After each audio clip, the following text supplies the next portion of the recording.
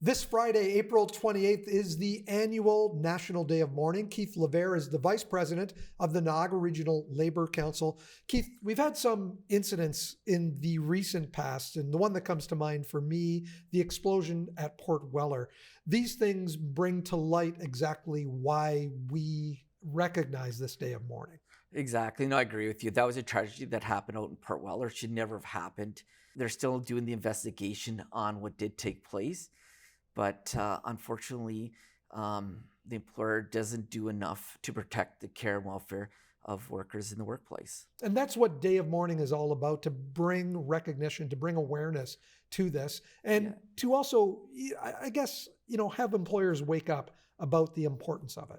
Yeah, it's mainly to get the employers to wake up and realize, look, workers have a right to a safe workplace, right to know, the right to participate, the right to refuse, and the right to no reprisal. But at the same time, it's time that this government started acting on things.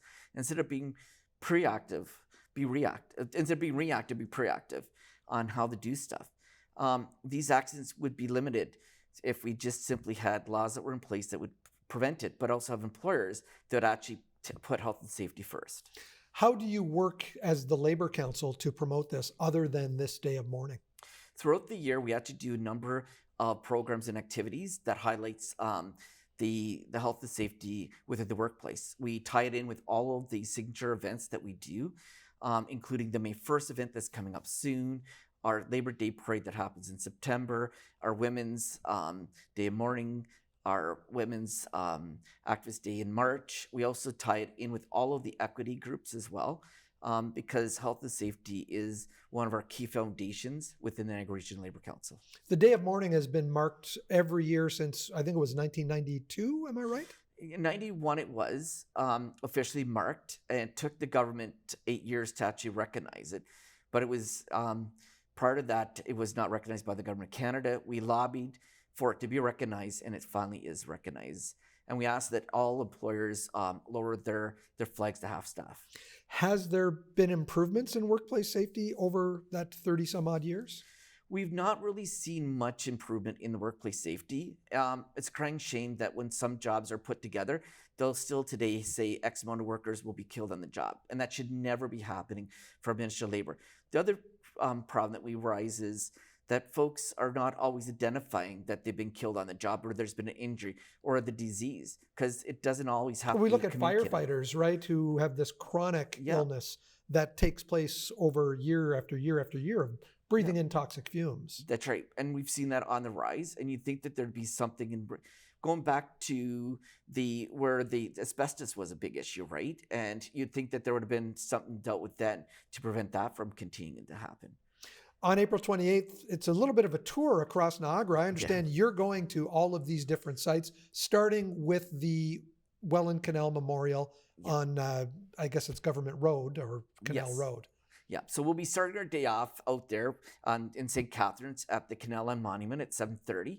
And then we will be doing the St. Catharines Monument underneath the garden. And then moving from there to Niagara-on-the-Lake. That monument, unfortunately, one of the General Motors members passed on due to a workplace accident, and the family will be there for that one. Then we'll be moving to Fort Erie for a service out there at 10:30, and then we'll be moving from Fort Erie to Port Colborne for a service there at 1 o'clock, from Port Colborne to Welland for a 2 o'clock services. And then we're going to move out to Port Robinson out in Thorold, where a person passed on, Robin LaFleur passed on due to the explosion of the gunpowder plant. And then from there back to St. Catharines for 4 o'clock service. The 4 o'clock one, we will have Andrew from the Workers' Health and Safety Center. The new director will be there to do a speech. And then our main one is always at the Niagara Regional headquarters, and that service will start at 5:15. And the reason why that one's the main one is because in Niagara we have 12 municipalities, and we want everyone to come together as one. You're going to put a lot of miles on your car that day, and these better start on time so that you can make sure you're at each of them at the beginning. Exactly. Yeah, no, you're right. You're right.